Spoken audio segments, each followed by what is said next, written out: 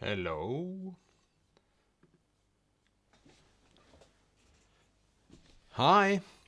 I don't know if there's anyone of your kind out there right now, but if you are out there somewhere, please give me a comment so I know you're there. And tell me if the sound is okay. So let's see here. I can do like warm-up sounds. If no one's there, I can just make sounds and see if something happens. It's also always a bit confusing doing live streams. To see if people are on the live stream isn't always as obvious as you might think. Sometimes they just are and sometimes they aren't. And it's always a bit of lag, so you don't really know. So today I thought I'd speak about books, as I normally do, but this time I have a bunch of books here with me. I don't know if it's noticeable. They're here. So I've thought about doing a live stream forever and it just hasn't happened. So we're finally here. And I've looked forward to it because I have thought about buying a lot of books lately and discovered that I have quite a few of the books I thought I'd buy. So yeah, there's that.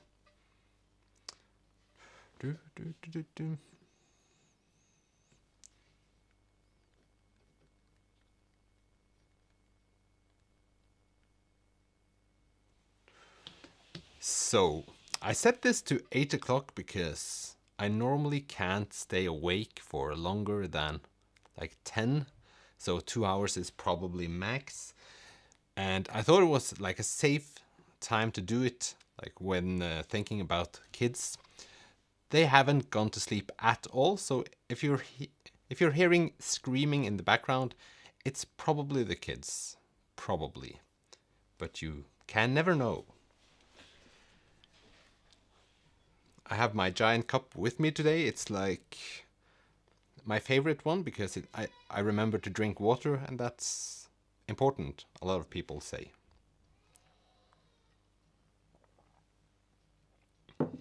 Also, I had a little bit of trouble last time doing my stream because my internet connection fell out. But this time I have my cabled internet for the first time in this place, and I have to say I'm a bit excited for it because that means that probably this stream is a lot better than the earlier ones, and that brings me joy. So, yeah.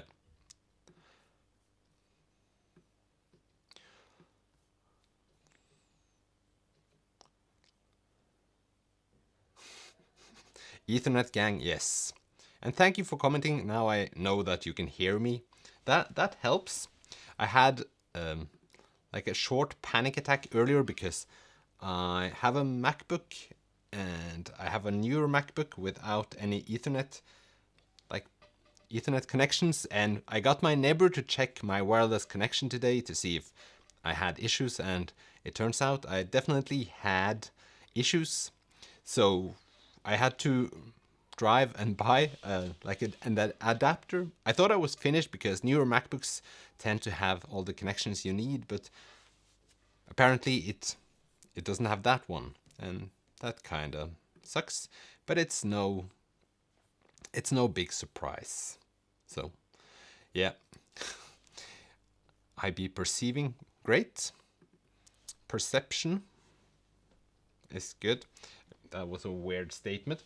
I'm also trying for the first time to actually record this live stream.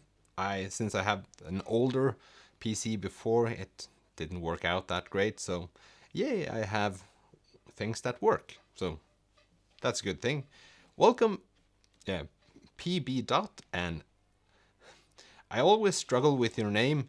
I think it's just I want to say it like really, really quickly. Elven the Grey is like I don't know. It's a word jumble. Is that a word? But hi, anyways. So yeah, today I thought I'd speak about the books I've bought and received, and I do statistics for these books. So this goal for this year, for the buying part was to buy 50% of the books I read.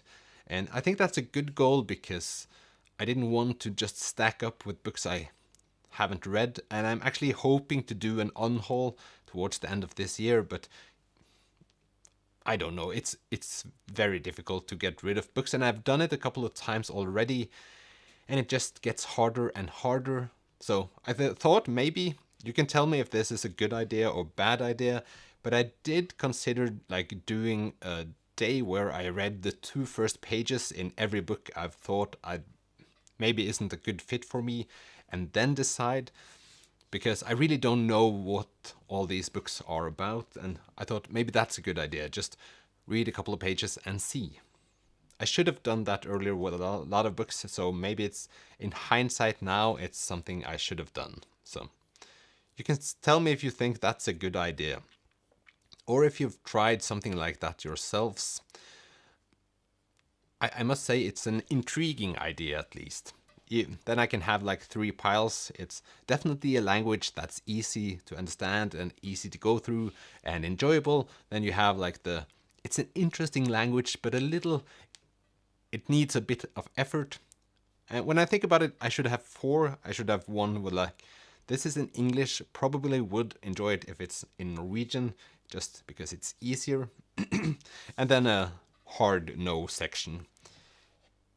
And now a 5th category, because I would have liked to have like a hard no, but want to read.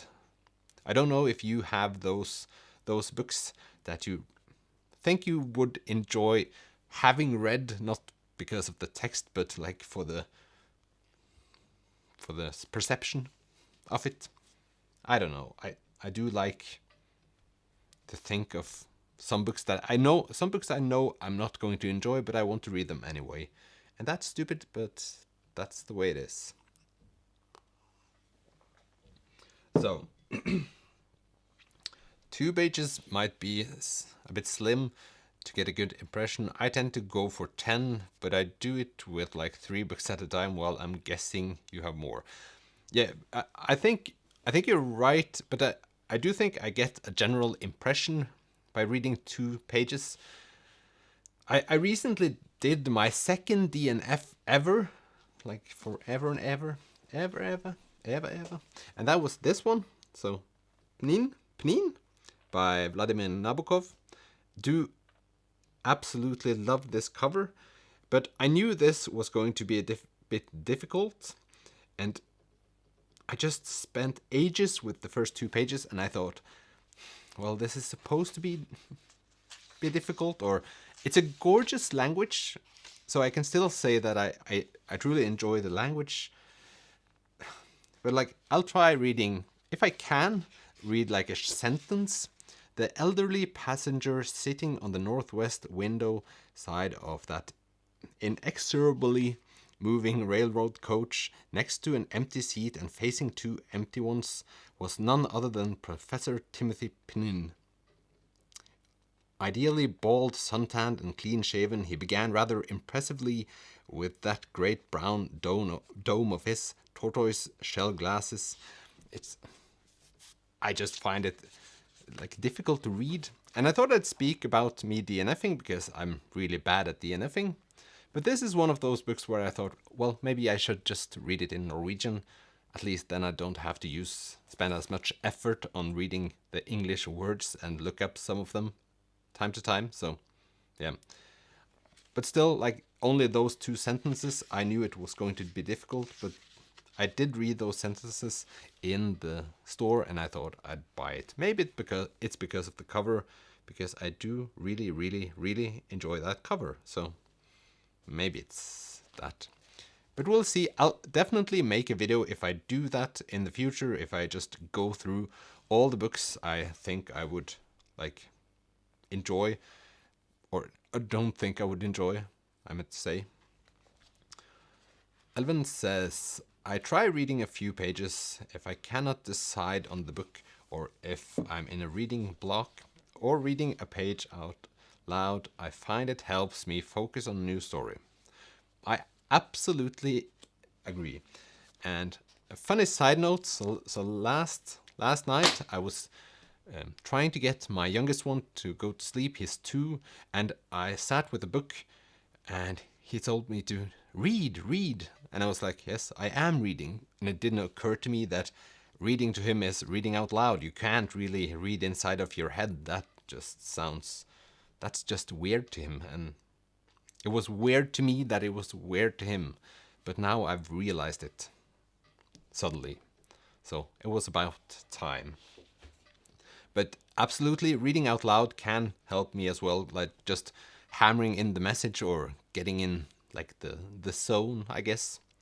And each time I start with a new book, so either book I start reading, I always try to focus a lot on it when I'm in the beginning of it. So just say to myself that I will focus on every single word for maybe about 10 pages, and then it will go more easily along. I think it's because many of them have, like, what can you say? It's like I struggle with names, and especially just getting the names into the system to make it easier to process the rest. I find that to be really, really, really, really important to me when I read. So, yeah. Yeah, I thought I'd speak a little bit about my break, because I went on a break from this YouTube channel, and I thought it would be nice to try to see how life is without a YouTube channel. It's almost impossible to explain to people that are not on YouTube, because everything is about YouTube, everything's about the next video, or everything's about which books should I read, and do I read books only for me? That part I think I've got covered now, so when I now read, I think it's only for my own sake, or my alter ego, which is snobby Øystein trying to impress himself with difficult books. It's just a bad idea, but anyway, that's how I roll, and try to roll less in the future. So I really enjoyed thinking about being on a break, thinking about just not having the tension of like releasing videos, publishing videos now and then. It was a great help, and I did start taking guitar lessons. So I've never taken guitar lessons, I've just played guitar by myself, and that's not the best idea. It's very useful getting lessons from someone else. So I'm really glad I did that, and I'm still doing that. So I just have to try to spend my time a little bit more wisely in the time to come. So that's a thing. But suddenly I felt like I was a bit bored. And it's like, I thought maybe if I got the motivation to make some videos while I was on my break, I could, but that obviously didn't happen. I stopped bringing my camera everywhere, even that. So, but those things were predictable. I knew that if I hadn't the pressure on me to publish a video, I wouldn't make a video. So it's not difficult, and I know myself quite well apparently, and that's great to know. It's a good thing knowing yourself and getting to know yourself. So now I'm just rambling, but I got bored, and it's like, especially men in politics, at some point they miss themselves and they come back. And a little bit I felt like I missed myself on YouTube. That sounds incredibly vain. I like making these videos, and I like thinking about making the videos and thinking more about my reads, because that's obviously something that disappears when you do not make videos. You don't think about stuff in the same way as if you're just going to process it yourself and let it live in your brain forever. So that's one aspect of it. So have you guys read some good books lately? Do you have any recommendations? You're very welcome to leave them in the chat, because at some point I can start buying more books. And by doing this, like this haul here, I get to put my all my books in my shelf. So I have this shelf here, and it's not completely full, but it's almost full, like until the couch I don't know if you can, yeah, the couch behind me. So under that, or under parts of it, it isn't full of books. So for the future, I can buy myself a lighter couch that I can move and then get to my books. That will be good. But on my trip, I did a trip to Dublin last weekend, and I went into bookstores thinking maybe I should buy like a new book. I really want to buy this or that. And when I came home, I realized that several of the books I almost bought on this trip, I'd already like found or purchased, which I think it's the first time I've done that. I've never been in the situation where I've not known which books are in my shelves already. But the thing is that I keep all the books that I haven't been talking about on my channel, or books that I haven't made a video about. I keep them in a separate shelf on the top, and they're sort of just pushed in there, hidden, sort of. I don't care how they look, because at some point I will talk about them as I do now, and then they'll find their way into the shelf, and then I see them better. Like it's easier to get an overview of them and find them. So that's also partially why I wanted to do this now. 13 Stories by Jonathan Sims. Is that a thriller or like a scary read? Audiobook is also excellent. Sort of 13 stories. It sounds like bad things are happening. It's horror, yes.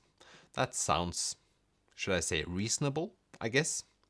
So, yeah. I don't know if you've been to Dublin, but when I visited Dublin, I was kind of surprised of how focused they are on literature. So they have 4 Nobel Prize for Literature winners, and obviously, if you haven't catched it yet, also the same as Norway, with Jon Fosse winning the award this year. And the fun thing is that I did a walking tour, and the guide says that Ireland is the one place in the world with most Nobel Prize winners for literature per inhabitant. Yeah. And I went to him afterwards and said, like, not anymore. I felt like not an asshole, because it's not a bad thing to do, but I still felt ashamed that I felt I had the urge to. Haven't you heard about Jon Fosse, our great writer who won the Nobel Prize for Literature this year, which makes us the number one in the field that you're claiming? Ugh. I was bullied for the rest of the trip for those words with that guy, and I do not regret it, because I'm very happy that Jon Fosse won the award, and we're now like on the top literature-wise.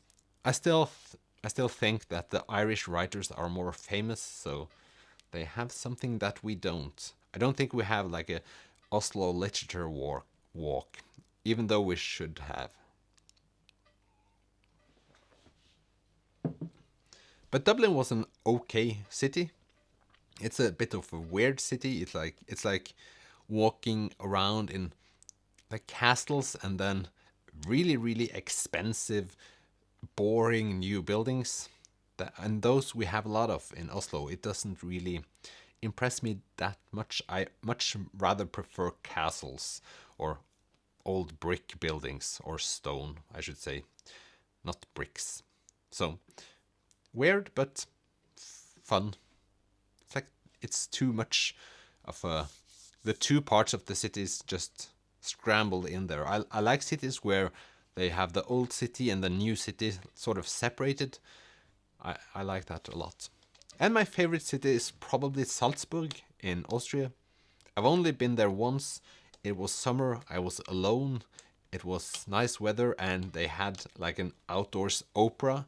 So there was much to like about that place. So I think we'll start with the first books. I have too many books, and like I said earlier, I've tried to keep my book buying down, and I think I've read 86 books so far this year. That's great. I'm on track to reaching my 100 books reading goal, and I was supposed to buy 50% of those, and I've now bought 42. So I'm on track with that goal as well. But also I do receive some books, and I have found some books in these like small book kiosks that I've talked about on my channel for some time, and I think I've found like 40 there as well. But the thing is that I promised myself I could buy half and then I could buy like the rest, so I bought as many books, or I received and bought as many books as I read. Is this too complicated? It's like so if I read 100 books, the total of books coming into my house this year should also be 100 or less. At least no more than 100, because that would have been too much. So yeah, let's start with the books I recently bought. So I bought Penin or Nin. I don't know how to pronounce it. At the same time as I bought Great Circle. And so Great Circles was shortlisted for the Women's Prize for Fiction in 2022, and I do think it was shortlisted for the Booker Prize, either shortlisted or longlisted for the Booker Prize in 2021. And I read quite a few of those books that were nominated, but the thing is that this one, it's too big. So it doesn't seem that big, but it's well over 600, almost 700 pages. And at the time, I thought I forced myself, I think, to read 4 of the books in that. 4 of the books that were nominated for the Booker Prize. Thought that was, that was quite a lot for the time. And then, so I started out reading 4 of those, and then I was wondering about buying this one, but didn't. But it seemed so great. It has that. For the first thing is, I love the cover. It gives me like the autumnal / wintry vibes. I don't know how autumn is in your country, but in this country it can get really cold. But the colors reminded me somewhat of autumn. And the thing is that I think this is sort of just an adventurous book about like secrets from the past. I'm not selling this book as great as I thought I would, but at least this is the only Booker Prize nominated book I've bought after I read some of the other ones and after the whole thing has come and went. So I knew this didn't win the prize, but I still wanted to read it, and that means something to me, even though that probably doesn't mean anything to anyone else. So I bought this one and Nin, but then I started Penin and didn't understand a word, or some words I didn't understand, and thus I didn't get the time to start with this one, and obviously then started reading something else. But with time, maybe I'll get back to it and I'll read it at some point. I just don't know yet. So, yesterday I was out buying a gift for a friend, and I thought, why not buy a gift for myself? I recently finished Murakami's 1984 or 1Q84. I thought I'd get I thought I'd discover why Murakami gave it that name, but I'm still unsure if I should call it 1984 or 1Q84. If anyone of you have read that novel, do you call it 1984 or 1Q84? I'm still on the fence about it. It's easier saying 1984, that's for sure. But then you also might mistake it for one other book that's maybe more famous, even more famous for being called 1984. So that's about it. So anyway, I'm drifting. I brought coffee today, but I have not been drinking that much coffee today, even though I usually drink a lot of coffee. Then I brought this one thinking I haven't been drinking that much coffee, but that makes me kind of hyperactive, and if I drink coffee now, maybe it'll either go in a very, very sedative way, or the opposite. There's a lot of energy in me, which, as you can tell, isn't easily controllable. So, this is my next read. No, this is not my next read. This is the book I bought yesterday. It's... I have no idea what this is called in English now. Sometimes I thought I could check the inside of this to see the English title, because often I read English books translated to Norwegian. Oh, it actually says The Wind-Up Bird Chronicle. Yeah, thank you, PB Dot. I'm somewhat thinking that you've acquired a new name since last time. But yeah, so if you read a translated book to Norwegian from English, the original title will say, but the original title here is something I can never pronounce. But I have friends that have read this one. It's one of the biggest he has, but 1Q84 is maybe the best book I've read this year, so I thought, why not jump on the Murakami train further and get me the whole... It felt good, like buying a big book, knowing that you're going to read it. That's also one thing I've been thinking about lately. Maybe I should just next year have a goal of reading like my 3 girthiest books. So reading the 3 biggest books I have in my shelf, just to get rid of them and get my the average size of the books in my shelf to shrink a bit. I don't know if you have this feeling, but often when I look at my shelves, I'm sort of not intimidated by the big books, but a bit exhausted, thinking, if I don't like you, and if I'm I want to read you, maybe, but if you're not good, you'll waste a lot of my time, and that will make me frustrated. So, yeah. Now I just sounded like I'm angry at my books. It's not that. It's more of a thing where what should I say? I feel like I do have to read those books to get to know them and to see if it's actually going to work out. Or I'm just going to have to get rid of them because they're bigger, so you naturally see them more. You look at them and yeah, you just think you reevaluate a lot, or I reevaluate a lot. I do hope some of you that are seeing this have a less complicated relationship with your bookshelves.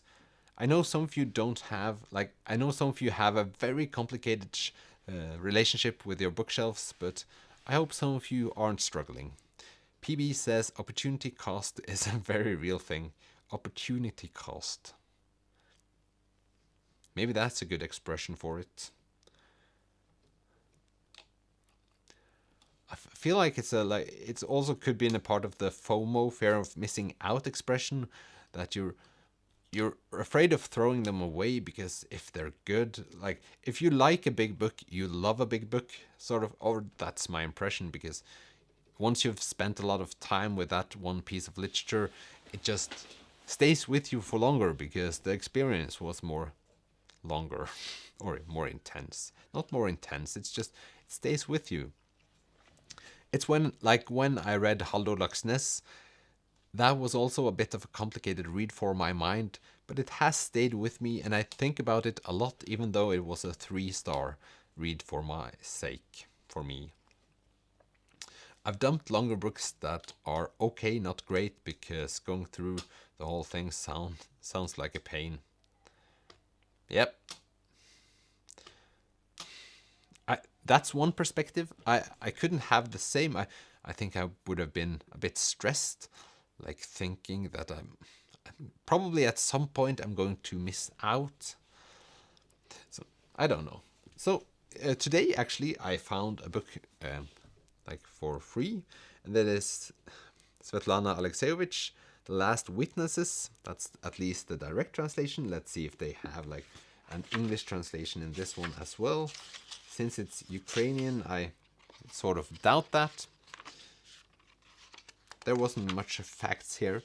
The fun thing about this one is that it's obviously a library book given away at one of these stalls.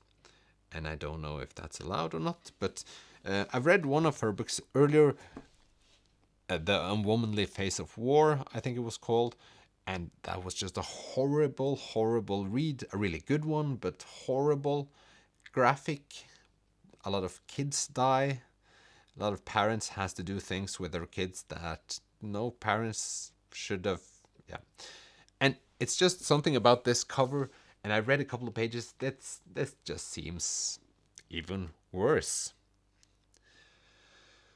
So we'll probably never read, or will maybe read at some point, but it will cost me, I guess. So I have to, I hate the word man up, but I have to pull myself together.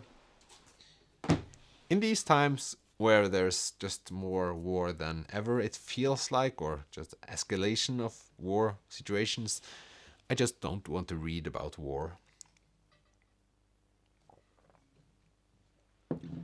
Libraries do sell off excess stock on occasion, so it doesn't have to be shady. Well, yeah, it still feels a bit illegal, but I do very little illegal stuff in my day-to-day life, so maybe this is just one opportunity to feel more like a bad boy. Oh, that didn't sound great, but we'll continue. Luckily. One of the names that came up in Sweden when Norway won the Nobel Literature Prize was that one Swede thought another Norwegian should have won this award, and that is Dag Solstad. This is called Sjenanse og verdighet.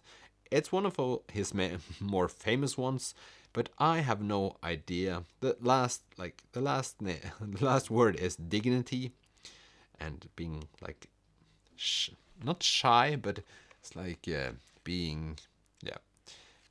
I have no idea. You can help me out, PB, if you have sjenanse og verdighet and the translation you would use. You're better at translating than I am. But at least have not read a single page of Dag Solstad's books so far. I've seen one movie of a book he has written, or a short film, but other than that, I haven't read anything. And this is short. I now have to read some of his books, even though it's pretty obvious that he's never going to win the Nobel Prize now, at least not while he's alive. I don't know how you feel about that. I don't like thinking about authors not having a chance on the Nobel Prize because one of your other countrymen won the award. It just seems a bit unfair. But then again, I think that's how we ended up with our first award, Bjørnstjerne Bjørnson. I haven't read any of his stuff yet. It just doesn't seem to have like the biggest career in writing. I may be wrong, but yeah, I'm not quite sure. So that's a number 2.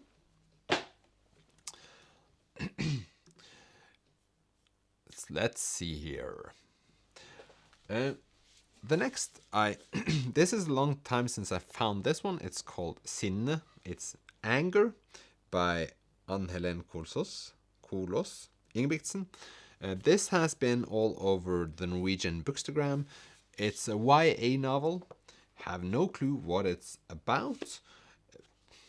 It says on the back that it's about Synne. She's 15 years old and she has ADHD. So I guess that's what it's about. It has been very popular, and I have been wanting to read more YA novels from Norway, just because it seems like it's a bigger thing here than everywhere else. Or it's maybe not a bigger thing, but if you look at YA novels from the US or UK, they all seem a bit like grand, big, epic, more epic than this. It's like all about deceit and lying, but this kind of book is more about people having problems on their own, being lonely. Maybe it's just more Norwegian, like Scandinavians struggling with their own issues inside their head. That makes sense, at least. So Sjenanse og verdighet, shyness, bashfulness, or inconvenience depending on the context, I think would be the best translation. I like that you're also a bit unsure about this one, because it just, I couldn't find like a good translation for it, at least in my head. But then again, I struggle to understand the Norwegian title without having read it. I don't know how much sense it will make when I one time read it. We'll wait and we'll see, and we'll be happy in the meantime. Translations are surely difficult, yes. My next video on this channel that I think will come out on Tuesday will be about my Kindle again. I think that's a topic that I've been talking about for the last 3 years, but we have a complicated relationship that at some point will start to work, and I think we're on our way there. The reason why I started talking about this one now is because I realized that my next read, I noticed on my Kindle that it was a book that has happened to me a lot lately, and that is 101 Dalmatians by Dodie Smith. I've seen the movie several times. I've seen both movies several times. I have enjoyed them both. Didn't know this was a real thing. This was the movies are also real things, but I didn't know that this one existed. I am very, very happy when these things happen, because I do like reading children's novels. I have a 4-year-old that I tried reading this one to like a couple of days ago. He refused, so now we'll give it like 6 months or a full year. He loves reading, but books without pictures aren't all that fun. Like, you get the occasional picture here, but you get the picture. I'm ashamed of myself for that joke. But yeah, this exists both now on my Kindle and in the real life, and I'm looking forward to reading it. And as always, when I read children's novels, I will be like, I'm expecting to feel more pain than when I watched the movie. And I expect them to be more graphic than I imagined them to be. It's like when I read Peter Pan not that long ago. It was just pretty horrific at times, and I started thinking, is this normal? Is this the way it should be? I don't know.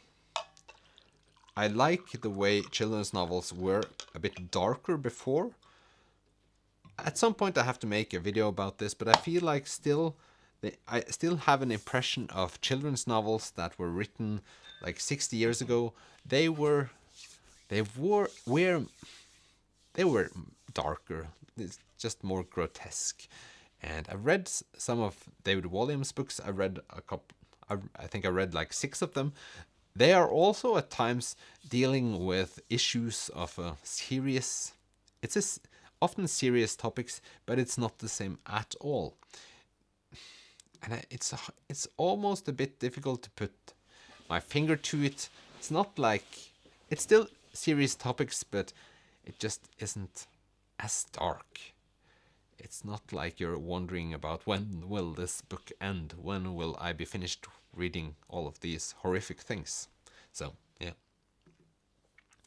let's go over to the next one before I become like lose my spirits. And the next one is by an author I've only read good books from, and it's Åsne Seierstad, De Krenkede. It's from like, now my words aren't sufficient enough. The offended, like the offended plus. It's not like we now talk about being offended. It's when you've like offended in the way of war. This is from the Balkans and the war there, and I guess just tell stories from that place. She's famous for writing about the Middle East and war. She's been a reporter, and she's very good at narration and telling the stories in the way that you just don't want to look away from. Yeah, very, very indulging writing. And I looked at one of her books that came out, I think, last year about, it's called The Afghans, like a book about people from Afghanistan.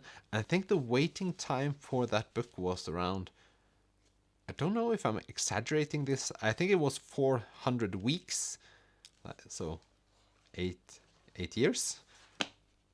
Either that or 400 days, but I think they just operate in weeks. So at least you're not going to read that book if you're going to if you're trying to read it from a library. At least not before Christmas.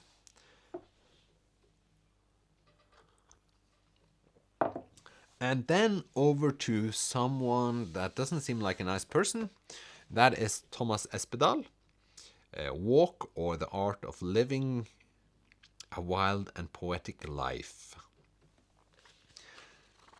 Thomas Espedal is known as a very good writer, often mentioned at the same time as you talk about Knausgård. And what he has in common with Knausgård is that he does not really seem like a great guy. He seems like kind of an asshole. And I think it was last summer he talked about literature and how like it's good. It sort of sounded like he wanted only men to write books because women weren't all that great at doing that stuff. Also, he talked about women from the districts in especially negative terms, so it just doesn't seem like a great guy. And I've been wondering about reading those books since Knausgård himself has mentioned him often when talking about people he admires as good writers, but then they just say stupid stuff and I lose interest. He sounds lovely indeed, PB.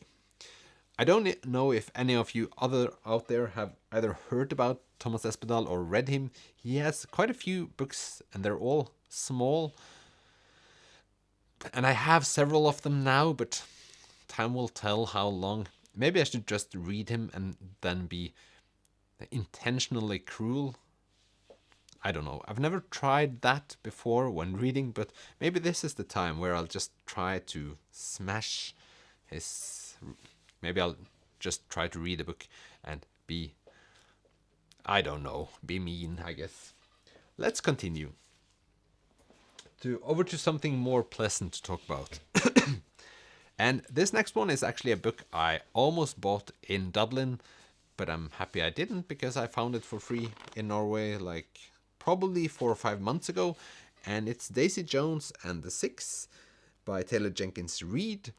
I have to think about it. Have I read anything by her? I often mistake her for two other writers, like writing for the same people, I guess. One of them is Evelyn Hugo.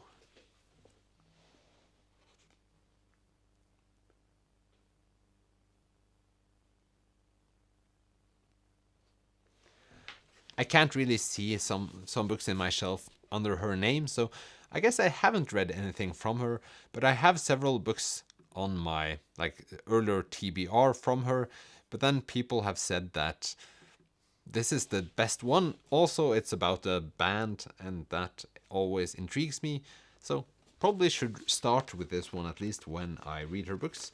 Have any of you read her books out there? Or have any one of you read this one? She just seems immensely popular these days. And I don't know. I like the one quote from the front here is by Reese Witherspoon. I'm not saying that Reese Witherspoon isn't a lovely human being or like a, but she's not a, I don't know. She's an actor, I guess. I don't know who I like having to. What is the sentence I'm trying to say? I don't really care about who writes on the front cover. I just thought Reese Witherspoon, she would have enjoyed this book. And now I'm just using all my prejudices against this one. But I'm also still going to read it at some point. So there you go. That that one I actually want to read, and haven't heard the author being negative towards women from the countryside. So I tend to prefer blurbs by other authors, honestly.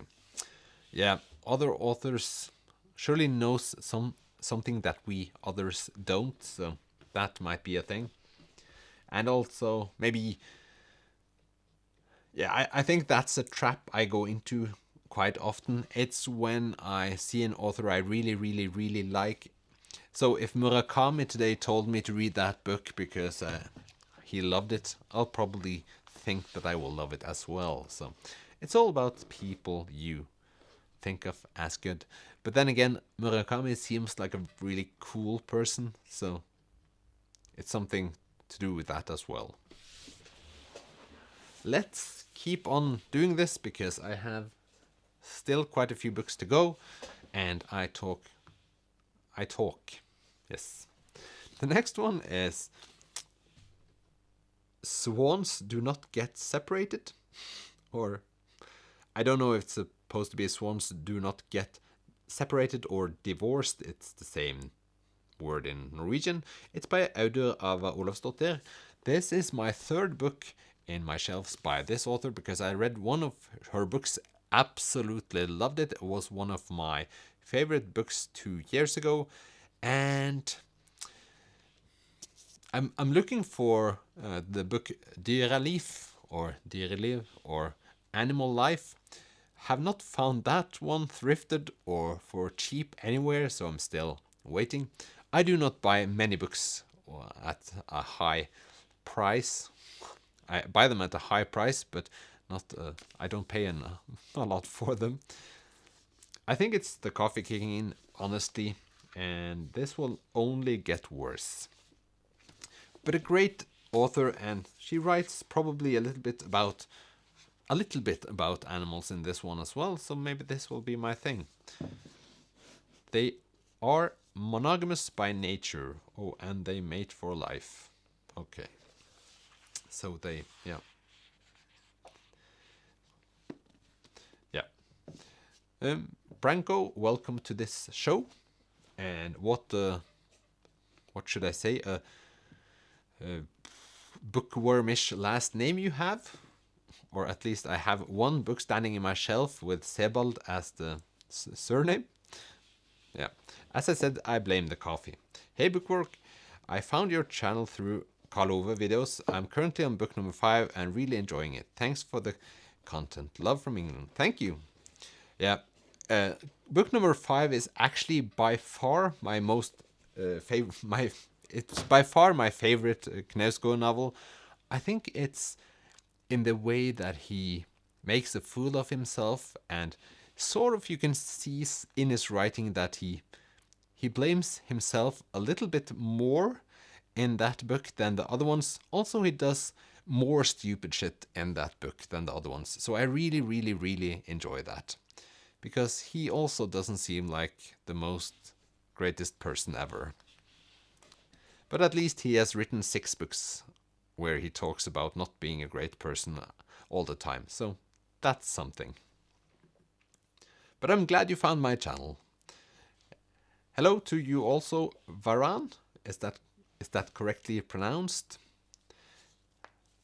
I know that in German it would have been an F if it's a V at the beginning of a word. That can be confusing. But your last name doesn't scream German, I would say. But maybe it is, and then I'm just, yeah, have no idea. I read Daisy Jones and I hated it, really don't understand its popularity. It's so bad, so corny. Well, that's not good. I don't know. If I do like, as long as I like the theme, it can be a bit corny. It's sort of, if it's both corny and then just has no story to it, I lose grip of it. But if it's about a band, if it's a lot of like band related stuff in it, I can, yeah, enjoy it afterward. After all, I guess. I'm a big fan of W.G. Sebald, hence the name. Okay, so it's just a taken name. Rings of Saturn is perhaps my favorite novel ever. Yeah, I have Austerlitz in my shelf. It was recommended by another booktuber called Silje. She's also Norwegian. She just talked about it in such beautiful terms. So at one point I will read it. The problem is, I think I have like the same problem with that as some of the... It's a bit too heavy for me in the language so far, but I think I might try to read it in Norwegian. I have an English copy, and for those kinds of books, I think I need them in Norwegian just to breathe a bit, to not hold my breath while I'm trying to like get all the words in the right context. What kind of books do you read? I read fiction and fantasy. Well, Varan, I have tried spending my last 3 years finding out what I do enjoy. And I'm probably going to make a video about this, but I've sorted my years into, like 2 years ago I read Neil Gaiman a lot and I loved him, so he was like the author of the year for me. Last year I read Fredrik Backman, which is like, Neil Gaiman is fantasy, and a lot of the urban fantasy stuff I really enjoyed. Fredrik Backman is not as much fantasy. There are elements of magical realism or fantasy in it, which I do enjoy. And this year it's Murakami, which has a lot of, I would call it sci-fi. I do not like magical realism as I don't know. Magical realism has disappointed me before, so I just call it sci-fi or fantasy-like elements. And Murakami has such a...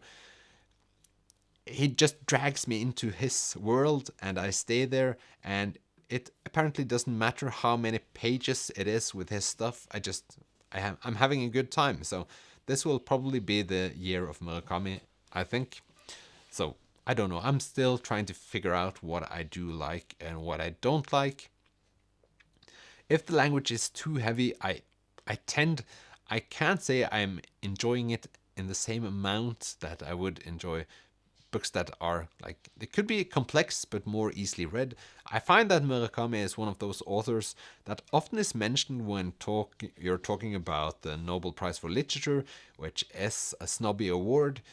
But he writes in an easy way, but you can add as much context as you would like, or you can think about all the things he says and it still makes sense to make it a bigger picture. A Norwegian author that it makes me think of is Tarjei Vesaas. Tarjei Vesaas is also probably one of my favorite authors. He writes in an easy, understandable way, but he uses metaphors and pictures that you sort of can like relate to at the same time as you can paint more from it. It's not my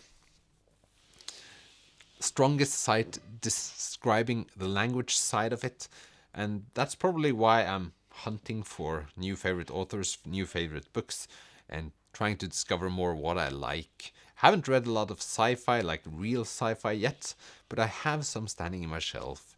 And also contemporary is either hit or miss. I can't find any common ground for the contemporary books I do like or don't like. And what can I say? I think for classic novels or the classics, often I find them boring because they're so slow paced, with some exceptions. The Count of Monte Cristo being the best one. I do really love that novel. It's a really, really big book, but it's worth it. Also has elements, or it's about revenge, so it's an exciting novel. Glad you enjoyed book number 5. Book 6 is sitting heavily on my shelf, looming. Yeah, it's... Then book number 6, I think you just have to push through. If you've come to book number 5 in my struggles, you just have to finish. It's no easy way to say it. Or I have one friend that have read all the books except book number 6. He gave up on it. Probably about the 400 pages he starts talking about Hitler, and like, it's just Hitler here, Hitler there. It's no... To me, it's just rambling on without any clear goal for the conversation, but you'll discover that for yourself. I think I gave that one a 3 out of 5 stars as well. I'm also had a question about Norway in general. I'm currently studying for a PhD in English literature in the UK, where I'm from. Do you think Norway is an ideal place to move to? The UK is very grim. Well, that's a complicated question. It depends on how you like your people, I guess, and your weather. I think I read a newspaper article some weeks ago about a PhD student that came to Norway and was really depressed because she couldn't get any friends, because Norwegians don't acquire new friends. We just spend time with the ones we got in like school, and then we just don't get new friends, or we don't initiate the process of becoming new friends with anyone, I guess. So that was kind of sad, but I do really understand it. As for our universities, I think they have a good reputation. Do you like hiking? Do you like the outdoors activities? We have a lot of those. You can learn to ski. I've never thought about like for anyone else to move to Norway. I have one friend from the UK that wants to move here, but he really likes hiking in the mountains. So if we're into that sort of thing, I think it's good opportunity for it. I live in Oslo and I do enjoy Oslo. It's Norway's biggest city, but it's not a big city. You can walk anywhere and we have good transportations. But I do not know how it is coming from the outside. So hope that was a bit of a answer. And PB says pack some vitamin D supplements and get ready to work on your way into social circles very slowly and you'll probably be fine. Yep. I recently started taking D vitamins because I promised my girlfriend I'd do it, and on the back of the thing it says you can take about between 1 and 8 of these tablets each day. So if you can, I think I'm at 4 now and we'll see how it goes. But you definitely need some D vitamins, but I don't know how much sun you have in the UK this time of year. That was a real thing. I'm glad it was helpful. I do love hiking and I'm also quite introverted, so Norway sounds ideal. I plan on visiting the Munch Museum next year. Oh, cool. I've not been to the new one, but we have, like, the Munch Museum is one thing, and then we have a completely new National Gallery, so those two are supposed to be really great. At least the National Gallery is also huge. And we have a new library, and those 3 attractions are really close, so you might enjoy that. Oslo is quite famous for its nature. We have a very strict policy of not building into the forest anymore, and we have had that policy for quite some time. So where I live, it's about 20 meters until I'm completely in the forest, and that's what I love about it. Varan says, I haven't read Murakami, but I agree. Yeah, I definitely I like Murakami. It's sort of in the process of getting me more into fantasy. I've read some Brandon Sanderson, or I've read the Mistborn series, and with Neil Gaiman, I came a bit into the fantasy realm, and also Ben Aronovich, the Rivers of London series. I do like the urban fantasy stuff. It's relatable yet not. I do enjoy that.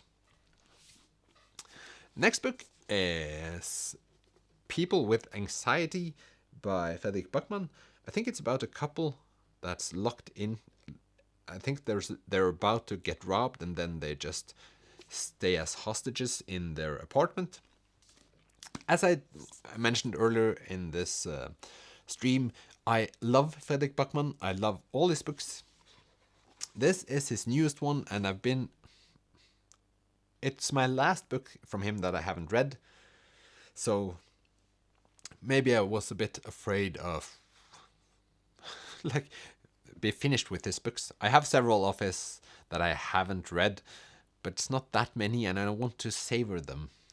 Like spend time with them when I'm in the mood. So let's see when that happens. I actually have this from before, but that was in a pocket edition, and all my other books from him are in hardbacks, so it felt like a completion of the mission.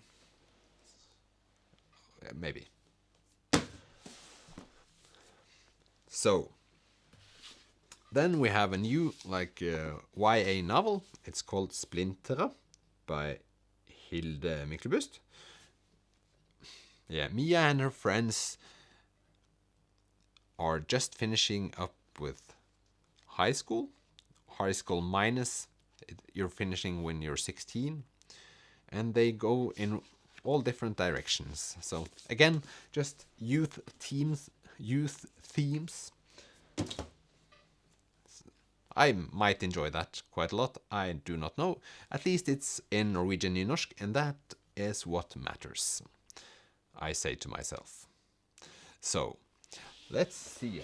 I'll pick up a new pile.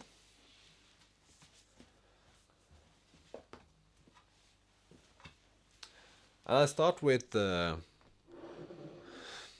youth themes about youth teens.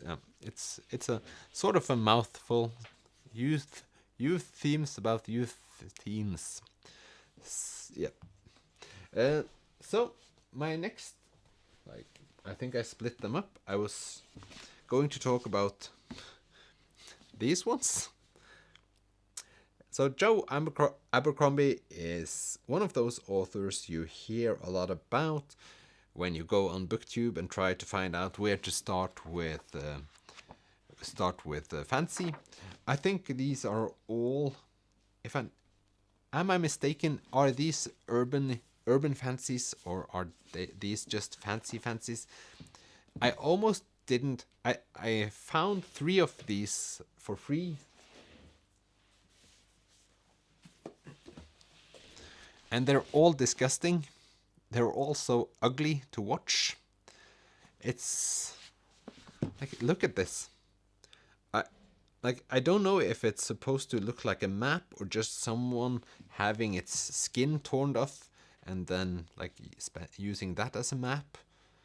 It doesn't look much like parchment. It looks more like skin being torn off someone, and it sort of disgusts me. I was like, I don't like looking at them, and maybe I should just keep them behind my sofa where I can't see them. I don't know. Maybe this is the feeling I'm supposed to get. Richie, can you you say they're fantasies. Yeah, so really fantasy then, I assume. They're supposed to be really great. A lot of people just love them, and I thought this might be a bit, I don't know why, but at the time I thought it would be different reading these ones rather than Brandon Sanderson. Grimdark, yeah. That's the expression. I used to watch this one woman a lot on BookTube earlier, and I can't remember her name because I'm really lousy with names, but she just rambled on about these books all the time. So I thought, yeah, I found them for free, so that's why I got them. I don't think I would have paid for this ugly cover, without having without just finding them. So maybe it's a sign.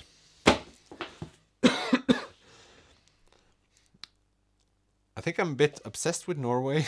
I recently got into Joachim Trier's films with my partner, Verdens verste menneske. Yeah. Backman cover is great, by the way. Yeah, I do like the Backman cover as well. It looks a bit surreal. I actually haven't watched Verdens verste menneske because it was so popular, and I don't know. But it's supposed to be a really great way of showcasing Oslo. Have you seen the other Joachim Trier film, and help me out, PB? Is it Oslo 31st August?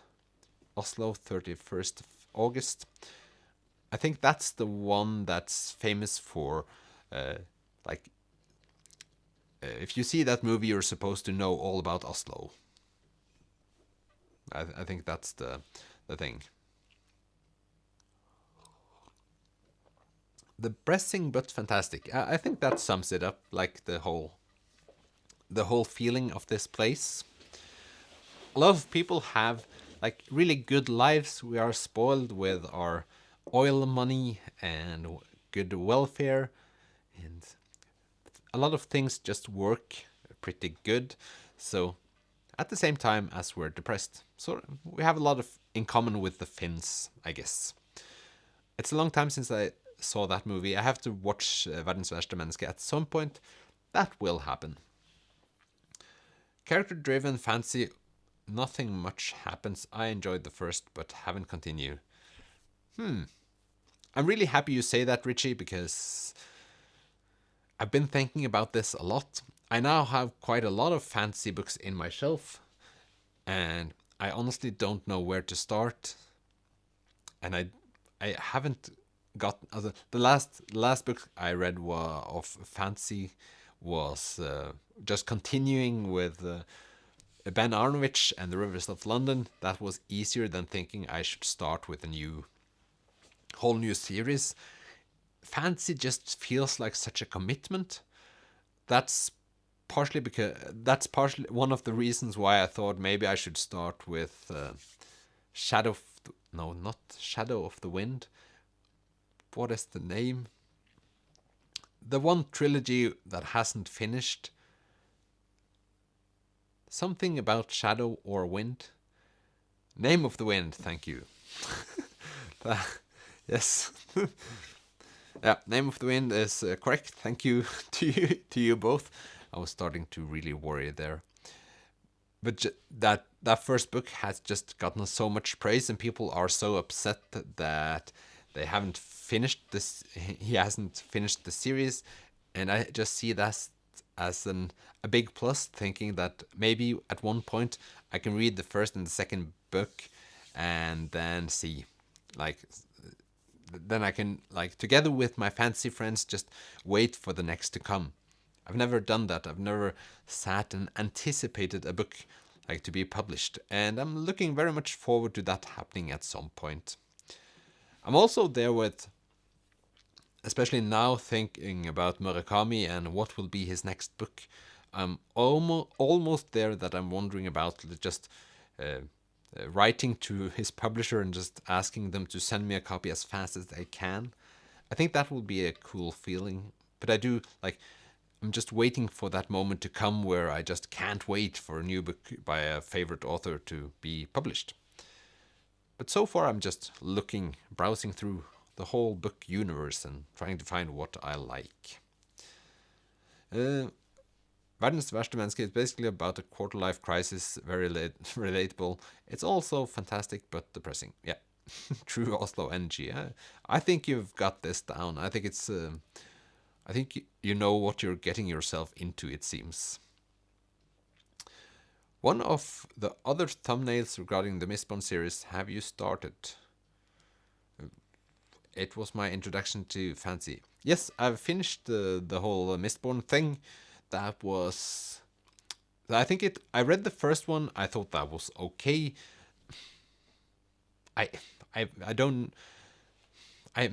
Something was missing for me, but...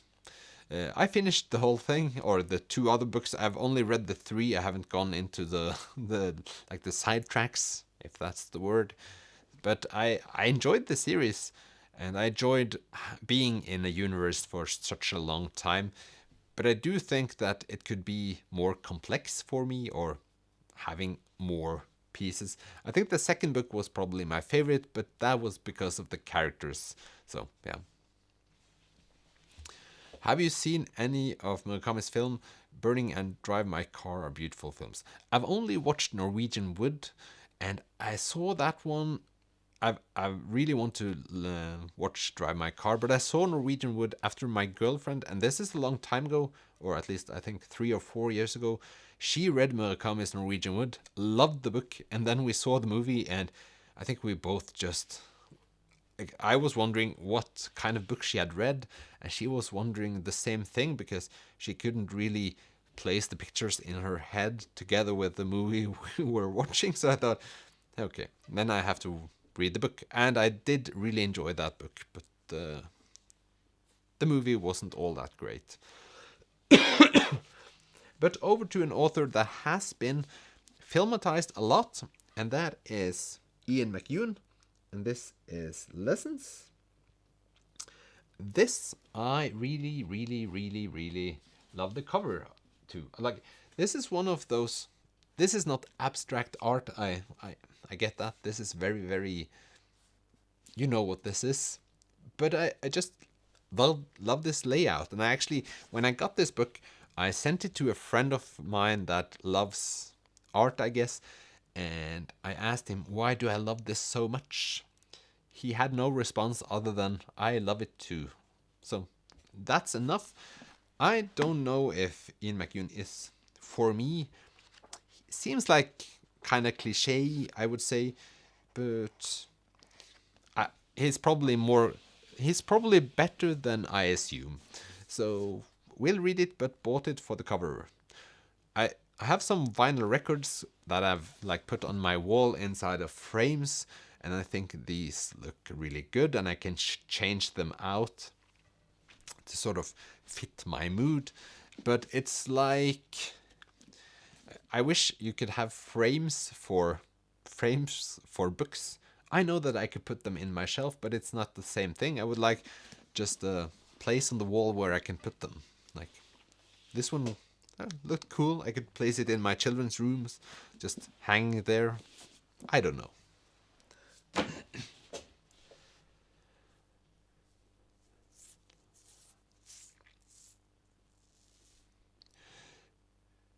Yeah, impressed by Ian McEwan and still pumping out novels. How old is he? I don't know the person, I only know the title of the books, and that often happens. Ian Mac. Let's see how old he's only 75. That's no age, I would say. Or it's like with what's his name? The one with the Rhodes book, the one I read not that long ago. The American that died. I think American. Maybe McCarthy, yes, that's the name. I love that you're more awake than I am. Cormac McCarthy is also like, I don't know if that's allowed to say, but like the timing of his death is just impressive. He published it was 2 books last year, which both just blew the book world away, and then you die. And like those books being written at such a late stage in your life, I hope that when I die, I'll do something similar. It just seems really, really badass. 8 p.m. here, and I'm loaded on coffee. No, Country for Old Men is stunning. Oh, that one, I saw it at a young age, I would say, and when I watched it, I couldn't enjoy it to the fullest. I think I was too impatient, but then I saw it a couple of years later, and I was blown away by how cool it was. So that happens, and I'm realizing that happens more than I would like to think it does. So I watched some movies now lately that I haven't watched in ages, and they're more relatable. And yeah, I'm hoping that I'm not going to become a person that just tells my kids that you'll realize when you get older. You're not supposed to know these things now. All things will just be obvious to you as you grow older, because I don't think that's the case. And I do think that people can do stuff to get closer to what they're wondering about, if that makes sense. Welcome, Lunacha, to the coffee party. I have my thermos and my Moomin cup.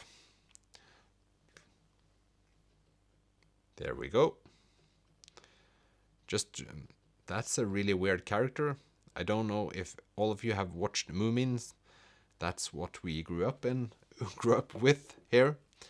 and there are some freaky characters. Thank you, PB. Streamer brain is a real thing. You're running a multimedia production over there. Yes, and today it's the first. I think I started with saying this. We have, like, I have a connection via cable, Ethernet cable. So that's one thing. I'm recording it on a hard drive, and I'm also, like, my camera is connected through 3 different cables that I'm constantly worrying that will break at some point. But I'm running on a new computer and it's doing fine. So I'm really, really happy with it. And I got this whole thing to work about 2 minutes before I was supposed to start the stream. So that was pure luck, I guess. We had Moments in the UK late 90s. Yep, but that's when I watched it the most also. I think I now can't remember her name in English, but Hufsa in Norwegian. She, like the big cold lump of thing that came and scared the kids. She's really, really, really terrifying even today. I watched it with my kids like last year and they also felt the same. The Groke? Is that the name? The Groke? I don't know what that means. The saddest, scariest winter depression ghost ever. Yes. I think someone correct me if I'm wrong, but I think she's all like she's called the darkness in Swedish, like mörke. Nightmares, yes. I'm a bit older than you, Øystein, and I grew up with stories on TV read by Tove Jansson herself. Yeah, that seems like a good thing. I've discussed it. Earlier I had a boss who was half Danish, half Finnish, and one day we're going to have a conversation about Tove Jansson. I've all except for Roald Dahl, all like children's books novelists seems like cozy people, but I think if you talk to people, Finnish people, they might have a different experience with her than I have. But I'm looking forward to that conversation, I guess. And I've seen the new, and I know it's not a new book, but it's newly published, I guess. It's The Hobbit with Tove Jansson's drawings, which really, really looks fun, I would say. So that one is on my wish list for this year. Hufsa morgon. Okay. Like in the morning? No, that's morgon. I'm not that good at speaking Swedish. I'm not sure if it's related or not, but groke is an old Scots word for someone staring at you while you're eating food, anticipating they will get some food. Well, that makes sense. At least the staring bit, but it's more like wondering about what she's thinking about. At some point, I have to now incorporate the word groke into my language, because that just sounded like a really, really fun word. At least in the way you describe it. The Hobbit illustrated by Tove Jansson is beautiful, yeah. Probably I'm going to buy it for myself or someone in my household for Christmas, I guess. That's the way to go. All the books in this house end up in my bookshelf, so doesn't matter anyway. And still haven't read Lord of the Rings. I am wondering about what, like, okay, I'm going to be completely honest. When Lord of the Rings came out, I was very negative. I was negative towards everything that had to do with fantasy. I have no clue why this is.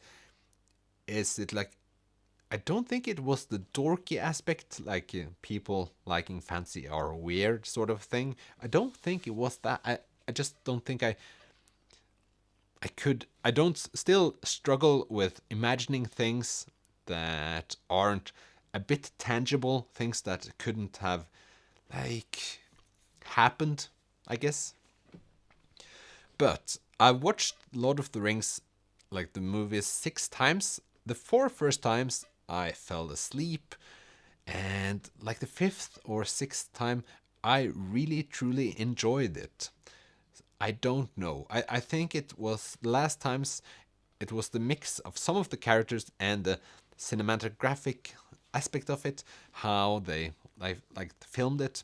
I like cameras, so I like movies for the way they're shot and all of that.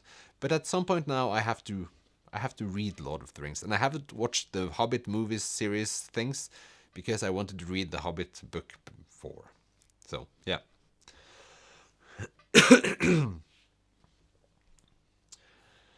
um, I'm heading off to some coffee, chocolate, and Karlova. Nice to chat with you all. Take care. Maybe see you in Norway one day. You just have to say hello if you're here, and enjoy Karlova as best as you can. It's a journey.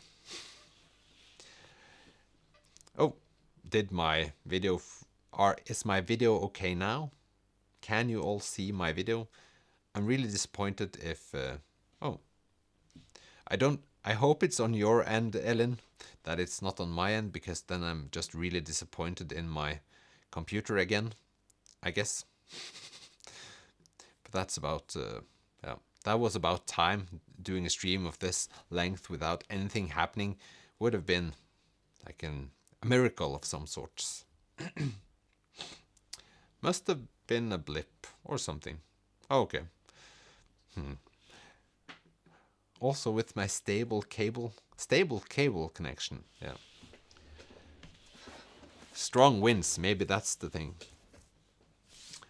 Yeah.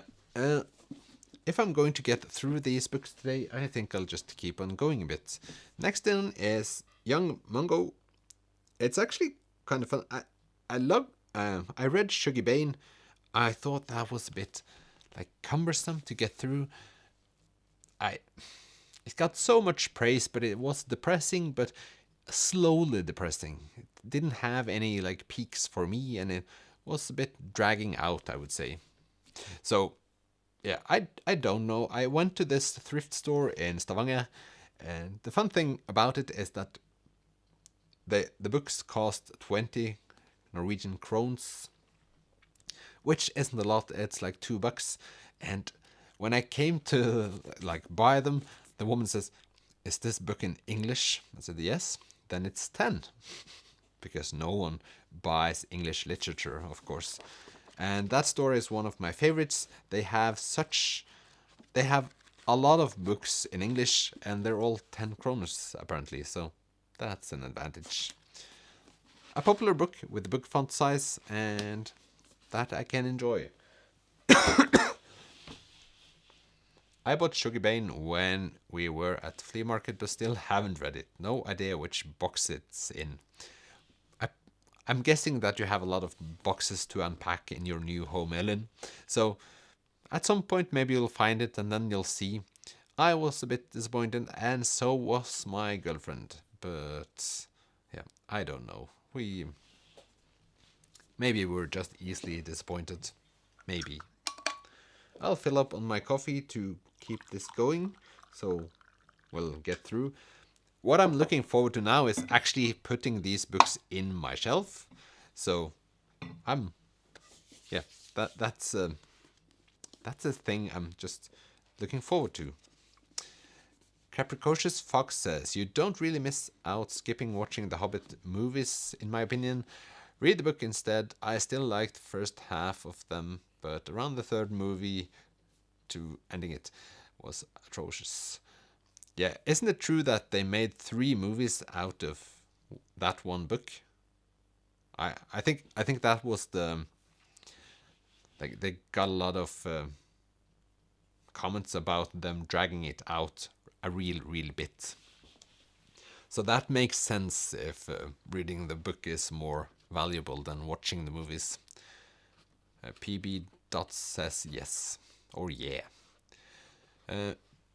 Which Moomin mug is that, by the way? I have no idea. It looks like this. Maybe it's when they're at the theater, like the floating theater. That looks like it.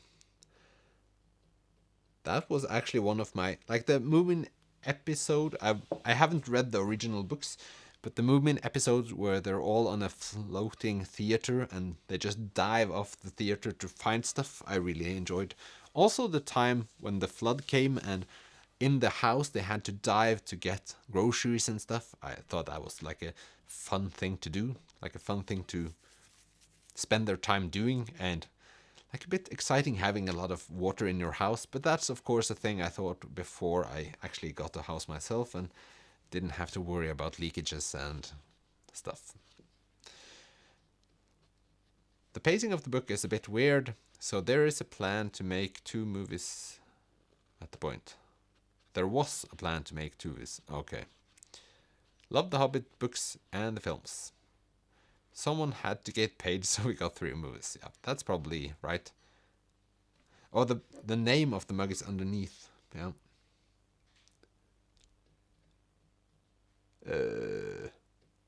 Just says Moomin characters, TM by Arabia, dishwasher safe, microwave safe, oven to table, 2017. That's the only thing. CR0217, if that makes any difference. I don't know. I'm not a collector, but we have a lot of them. Special edition ones? That would be lucky. If that's the case, that would just be pure luck and nothing else. I don't want to be the person that collects Moomin mugs, because that seems like a strenuous thing to be doing. The next book is Icons of England, edited by Bill Bryson, forward by HRH, the Prince of Wales. I actually, I shouldn't be saying this, because when I saw this book, I struggled to understand that this book was by Bill Bryson and it was a joke, and I'm really ashamed of that. But I read one Bill Bryson book not that long ago, really enjoyed it. It was the book where he hiked the Appalachian Trails. Really, really fun way of writing, and I've understood that his books are about him just writing about the topic and being kind of funny or sarcastic. So this will be, I expect it to be fun. And fun books are like easily picked, more easily picked from my shelf than other books. Now I'm just throwing books on the floor and it's starting to pile up. But it's all a part of the process. I have bought most of my Moomin mugs secondhand cheaply. It's good to know that you're not on the hype train. I've seen people being frustrated by like a high sales price of Moomin mugs on like secondhand sites, and I just don't understand it. It's like you obviously want this mug so badly that you're willing to pay hundreds and hundreds of euros on this thing. So it's nothing wrong with the person selling it, it's the person buying it.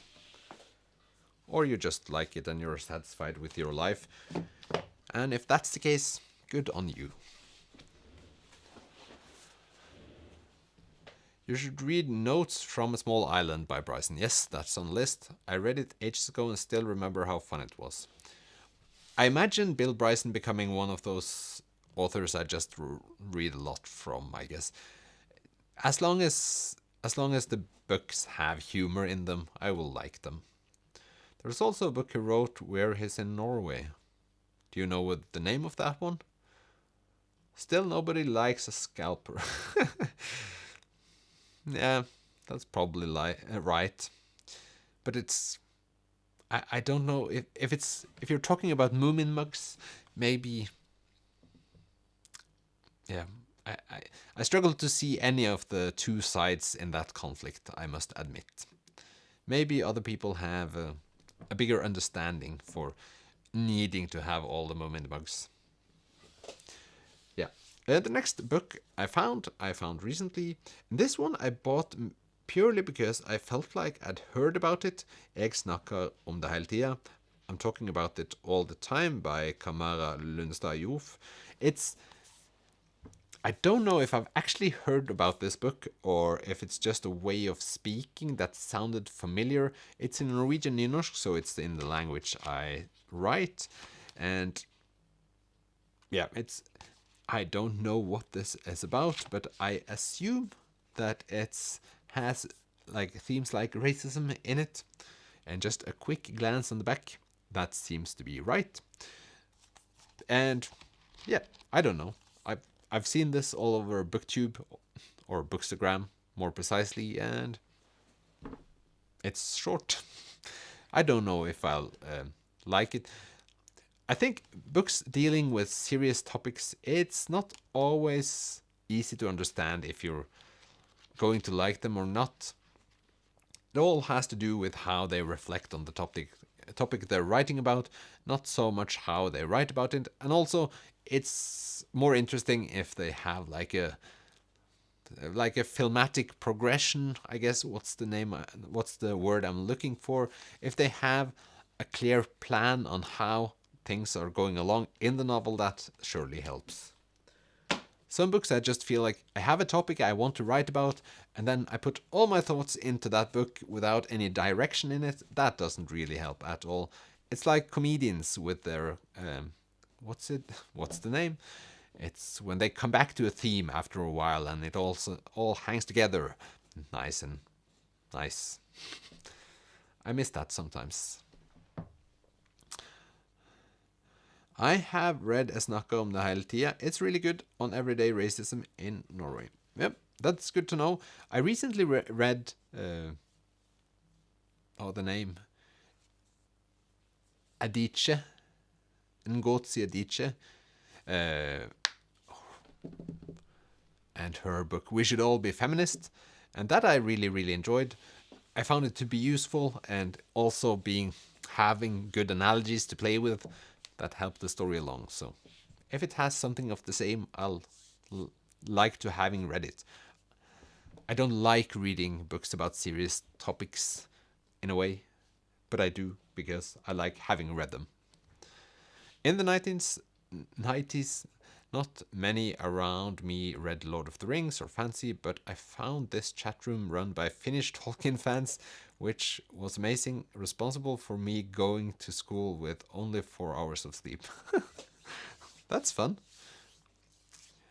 I like the way that you describe that is before I started BookTube. Maybe that's one of the feelings I really wanted to experience. Just being so indulged in a book that you didn't want to ever let it go and just time just pass you by.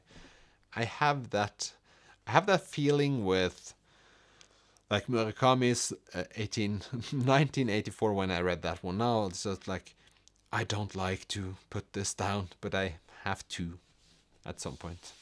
So yeah, that sounds lovely. Callback's the word, yes. That's true. That was the word I was looking for. It used to be like that. The nerd sphere around Web 2.0 sure was a place.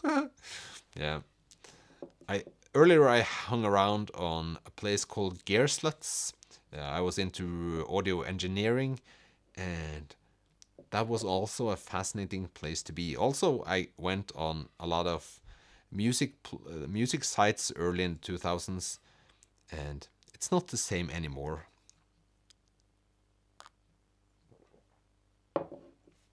I've never gotten into Reddit, but I guess that's one of those places where people meet. I always end up on Reddit if I have a very specific problem.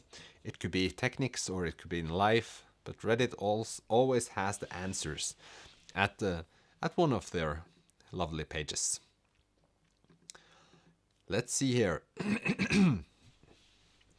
Are you going to go to concert tomorrow, Øystein? I'm actually going to a birthday tomorrow, so yeah, that needs to happen. I go to too few birthdays, and my friends have stopped in having birthdays. So now this birthday, I feel like I forced this birthday party to happen, and now I'm going to attend, and I want to attend, so that will be fun. But you're going? Hope it's good then. I have a strange question. Does the average Norwegian know who Sigrid Undset is? Kristin Lavransdatter is one of my favorite books, but I have never met anyone who has read it in the US. Absolutely, people know who Sigrid Undset is, and Kristin Lavransdatter. It's, I would say, one of the 5 most central books and authors you'll hear about throughout your education in this country, so you'll never forget. And that's probably, I don't know if you've watched my video about Kristin Lavransdatter, but that was, when I started this whole thing, that was one of my biggest goals, just reading Kristin Lavransdatter, because it felt like such an accomplishment. 1,200 pages of Norwegian literature history. And of course, she's won the Nobel Prize for Literature, and thus will be forever named in the school system as a important figure in the Norwegian literary scene. I don't think it's a strange question. I think it's a great question. And through my channel, I've spoken to a lot of people in the US that love that book, or at least loves parts of it. I loved the first book, and the second book was a bit exhausting, and the third one was okay. But I'm very happy I read it, and there are so many places in Oslo and not that far away where you can visit some of the places from Sigrid Undset's universe. And yeah, I used to live quite close to where the initial, the first book started, and the things where the things were going on in that novel. So it was cool reading about those places in fictionalized way, but still with a lot of historical context. And you're absolutely right, Ellen. It's unless you have lived under a rock, you will know who Sigrid Undset is. So I thought the next 2 books. Yeah, next 2 books I bought when I'm not sure. Maybe it's just this one. I bought this when I was in Belgium in this summer. The Guernsey Literary and Potato Peel Pie Society. It's a book I bought because Silje, who I met down there, also a booktuber, recommended it to me. It's really short. I haven't read it yet. I think it's a really sweet novel. It seems like it. I would have never picked this one up by myself, because the cover screams a bit. What should I call it? It's I don't know. It's doesn't talk to me that much. I can say it like that. Ooh, a comment that was drawn back. That's a first time. Interesting. I did if you make a live stream, you can choose to look through all the comments before they are published on the internet, and you can tell people that you don't want them on your live stream, which I've never considered, because it's fun if people start I don't know, if people start spamming my stream, that would be interesting, I guess. I see you're discussing Goethe and Kaiser's Orchestra, and it's kind of fun that they're both playing in Oslo at this time of year. Hey, love from Ukraine. What a sweet people in the comments. Hello. It's a bit strange but beautiful to have a comment from Ukraine. I don't know actually what to say, but you're happy you're here. Really, really don't like Kaisers. Don't get how they can sell out so many gigs. I get why Kaiser's Orchestra sell out that many gigs, but I also understand why you don't like them. Or I feel like I understand it. I feel like the vocalist of that band is sort of like sort of like, it reminds me a bit of Knausgård. So they have sort of the same vibe, I would say. Good afternoon from York, PA. Welcome, Sue. And where is PA? York, PA. I'll Google it. We have time. And I'm still awake, so that's a nice surprise. But where is it? York, Pennsylvania? PA. I'm not that good with states.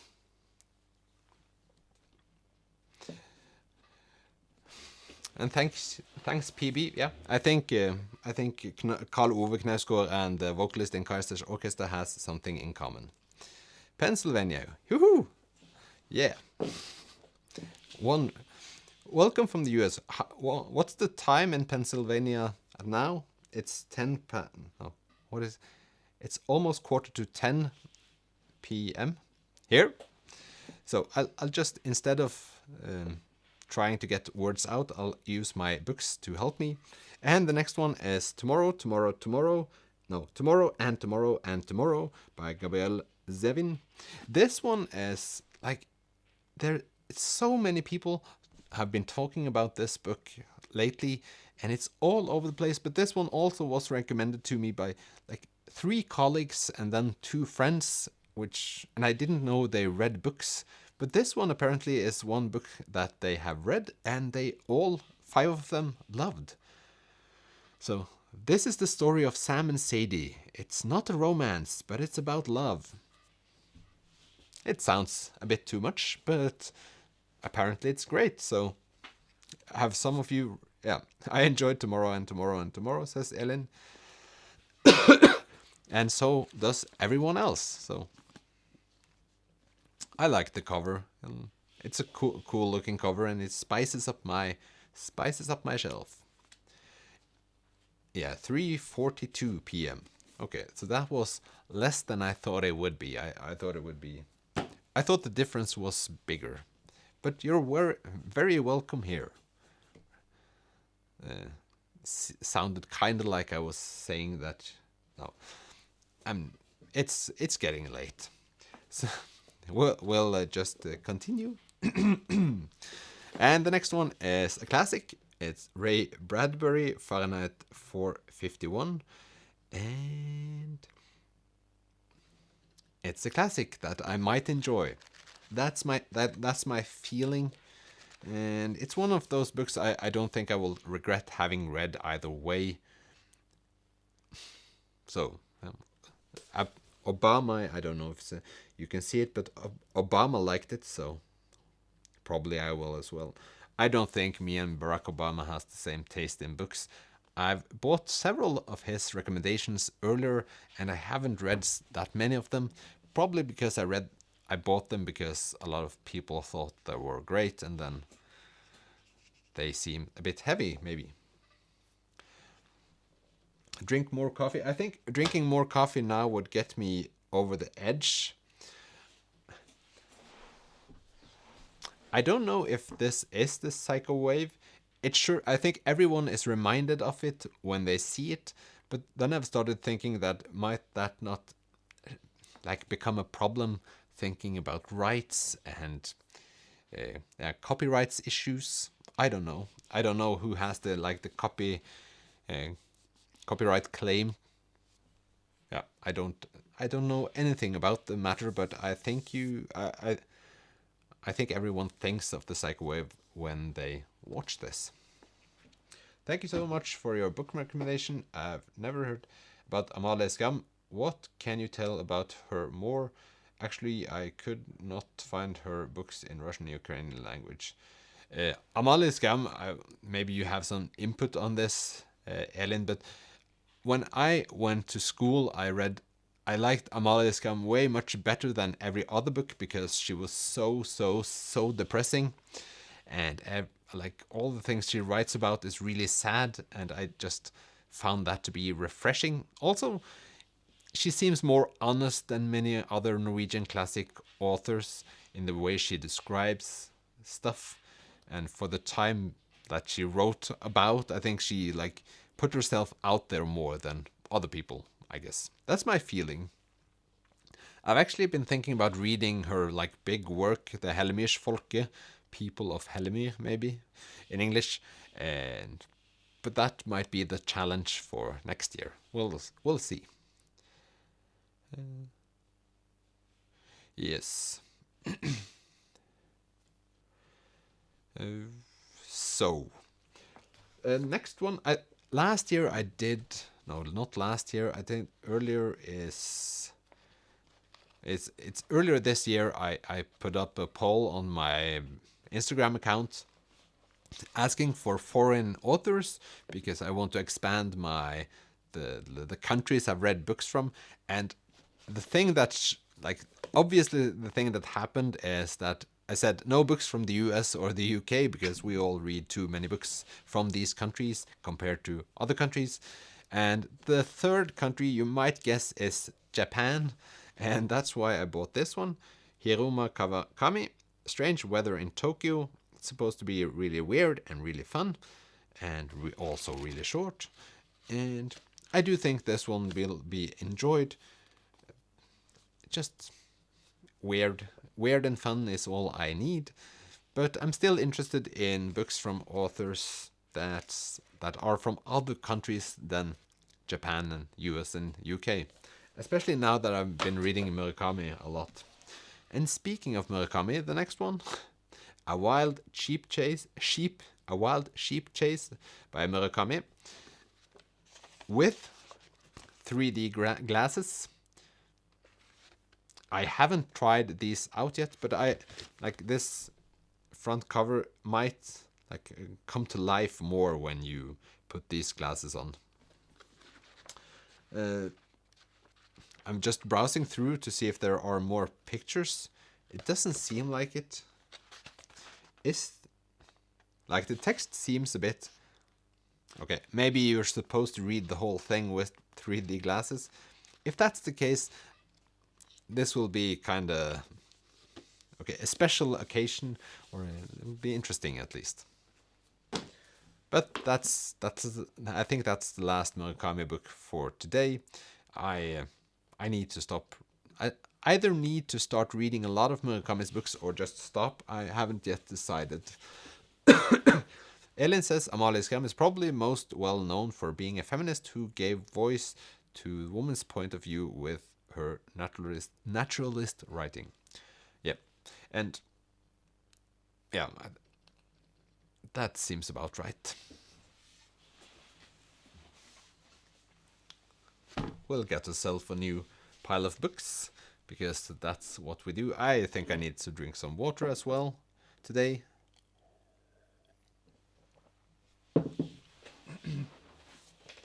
So the next book I got from a friend because he had two, and it's Miles Davis' autobiography. I remember in Norway it's mandatory to do a military service. I did it for 1 year, and I did it right after I went into like what's it called? Folkehøyskole in Norwegian. It's like 1 year you go to school where you just do something you like for a year, and I did like music and music production.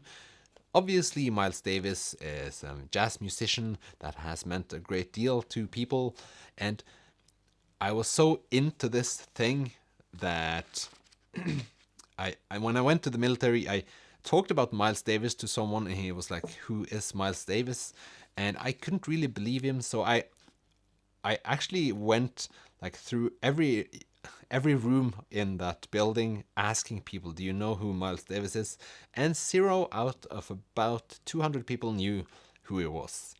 So you might say that I was in kind of a bubble, which happens to people. It's sort of like what we have here. It's our bubble where we talk about books and no one from the outside actually understands, or semi-understands. And now I sound like a stiff upper lip kind of person. But at my work today, we had a quiz, and one of the questions were, what is the latest, like the big work of Jon Fosse? And everyone knew that I knew the answer, but no one else knew the answer, and they got a bit mad at me because I was trying to say, oh, it's important. Junfoss is such a big deal. Come on, guys, let's all talk about Junfoss, and no one wanted to, and that makes sense because Junfoss is weird in many ways. Sue says, I've never read Murakami's books. Any recommendations? I find that to be a difficult question. To people who have asked me before, what Murakami book do I start with? I've said that he has so many short stories collections, and I never really read story collections, but his short story collections I really enjoyed, and I find them to give you a very clear picture of what his writing is about. Except from that, Norwegian Wood is his like most famous book, and you might as well start with that one. It's a great novel. It's not my favorite, but I've only read like 6 of his books. Probably will read more of his books this year, so I can give you a clearer answer later. I don't think they have anything like Folkehøgskole outside of Scandinavia. No, Norway is a special country in that way. We have like, we are spoiled. So we have things like Folkehøgskole, where you just go to a school that is not really a school. It's just a place where you do things you enjoy for a year while you're trying to figure out what to do with your life instead of actually getting a job. But I like it that way. It's I think it's a U, not an A in his last name. Yeah, Murakami, yes.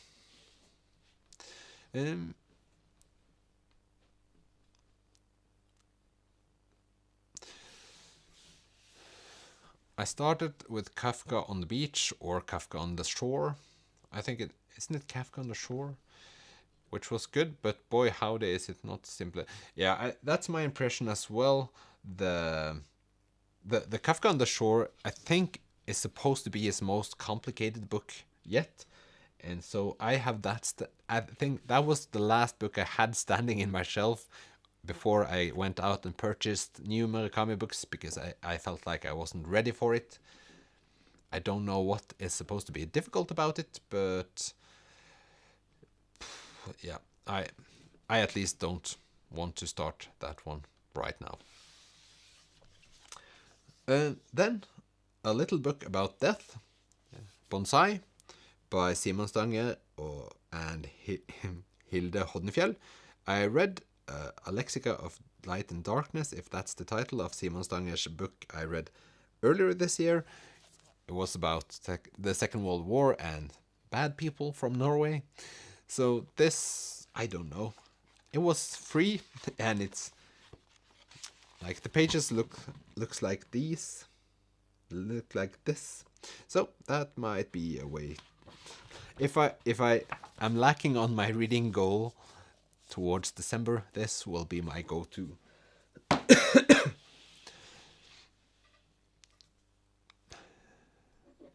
I really liked After Dark by Murakami. Yeah, that was that has nearly been picked for quite some time now. Who is the most depressed Scandinavian author in your opinion? Perhaps depressed. Who's the most depressed Scandinavian author? We have so many to choose from. I don't think I can come up with a good answer. Feel free, you other Scandinavians or you other people from outside of Scandinavia who have read books from depressed Scandinavian authors, you can. I feel every one of them has something depressing about them, so it's not easy to choose. The thing about Amalie Skram, or the books I've read, is like it always ends so badly for the people that I've been rooting for. So, yeah, not sure. Really like Simon Stange. He's such a nice and friendly person too. Yeah, and I do actually believe that he's going to visit my local library this week, but I can't attend, if I'm not mistaken. So that's a bit sad. I didn't like I didn't find Kafka difficult, and it's one of the it's the one that stayed with me most of Murakami's. Maybe you're just very intelligent, Richie, or I don't know if some people have. I feel like everyone that reads books sees like different things as difficult. It's not always easy to tell, and sometimes when I read books, this I have one coping mechanism, and that is just if it's not important to the plot, the difficult things, I just overlook them. So with Murakami, there's a lot of things I read and think that this might have a bigger significance, but I'm not going to go into that now. I'll just read the rest and then we'll see. It would be interesting, Richie, to know, or it would be interesting, all of you on the call that has read this novel, what was difficult and what was not difficult. I would say, yeah, I do not know, but one day I'll read it and then I'll know. But as I said, I tend to just jump over the stuff I find difficult if it doesn't really push the story along, or if it's if it's just there to spice up the story, I guess. Then we have this one, Mayflies by Andrew O'Hagan. This is just a famous book. I love the title. Is it more to it? I don't know. Probably. Have nothing to say about this book. And just so I've said, I'm usually in bed right by now, so that's why my brain is malfunctioning. But I'm really enjoying sitting here with you, so that's why we're here. My girlfriend never. I say that I love live streams. Maybe it's just because I don't know. It's just really nice talking to you, but it's hard to explain that to someone that doesn't watch live streams or like is in this realm. I think you have a point, Øystein. I absolutely. And then it disappeared. Then we'll take next one. One of my favorite, maybe this is my favorite Irish writer, Sally Rooney, Conversations with Friends. I read her two other books that I really, really, really found different. They're like so relatable, so human. Like I feel like they're. Each time I read a book like this, I feel like this is what the classics meant to people 100 years ago. They might read a book and feel like, oh, she's telling the truth. That's how it is. That's how I feel. This is in the way I'm oppressed, so to say, because she writes about people and very intimate feelings between people, but it's in no way boring as it could be. It's more like just relatable, real.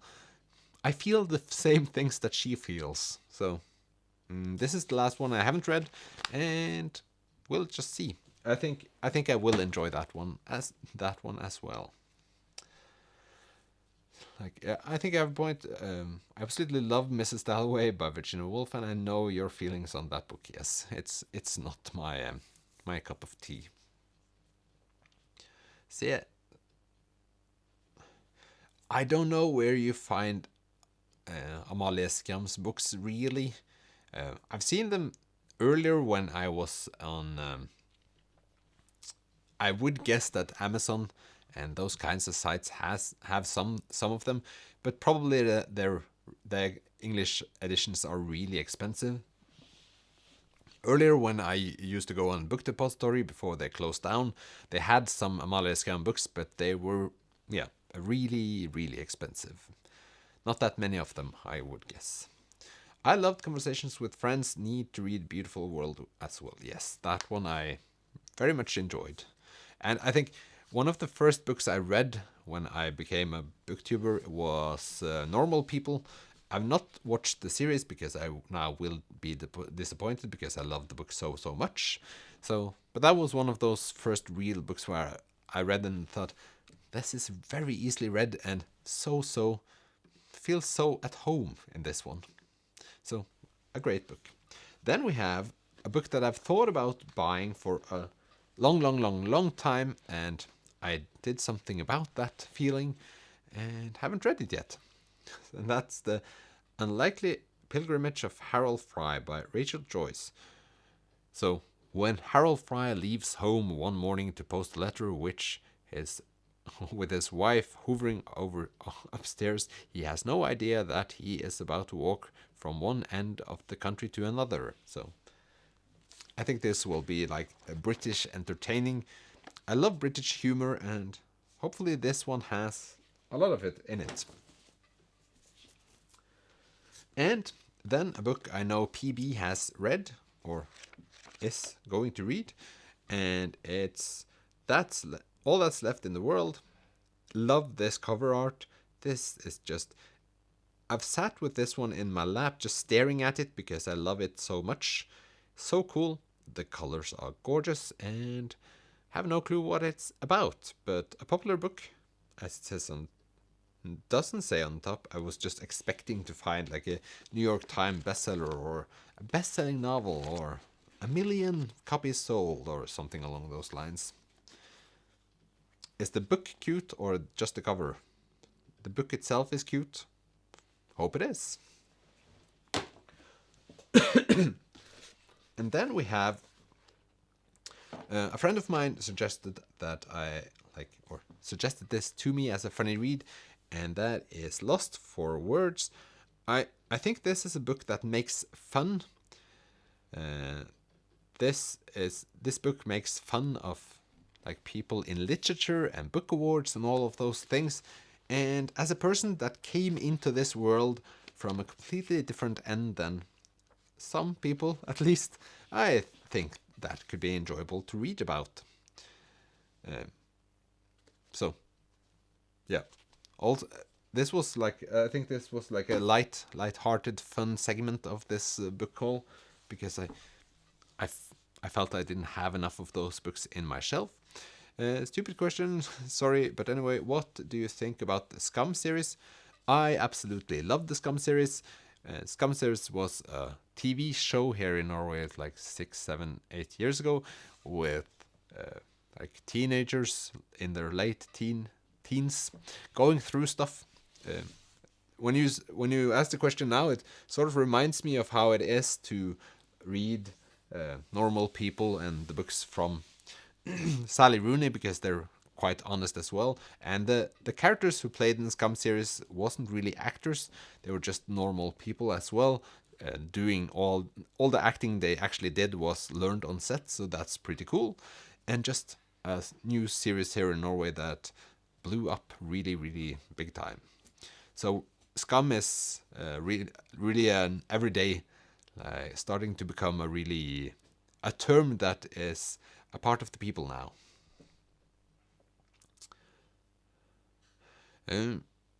Did you send a link here in the chat, Ellen? I don't know if you can. If it's maybe it's not allowed, because I think people could go into popular streams and then send a link to they could send a link to their YouTube channel and then get people over to view their content, and it's maybe viewed as sort of cheating. I don't know. Linking a stream in chat can be kind of perilous. YouTube don't love that. Yeah. It's not. It's no links here, so I would guess that it's just not allowed. But what were you trying to link? Maybe you can explain it, and then people can look it up.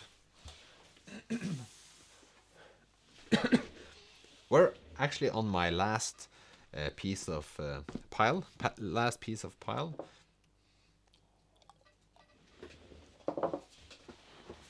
And we'll start this one off with Power by Naomi Alderman. I did a poll. No, I went on like I think it was I was trying to use AI to find book recommendations, and it tried to push this one on me, and that all over the world, women are discovering they have the power. With a flick of the fingers, they can inflict terrible pain, even death. And it just sounds like a very intriguing plot.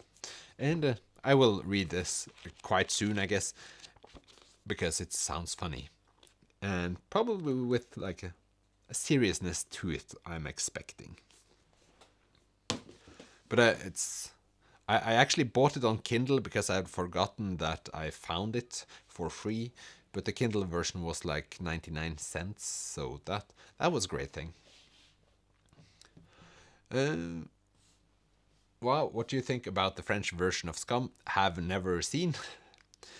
Probably won't ever do that. I won't spoil the Norwegian Scum, maybe. I think like as a Norwegian, watching Norwegian Scum will be just, it can't get any closer to you than it is, even though the topics are universal and a lot of people can relate to it. I think just being a Norwegian, watching Norwegian Scum is more impactful. Let's see. Then a book I've been wanting to read for a long time. I feel like I'm saying that a lot, but it's also very true. And it's Born to Run by Christopher McDougall.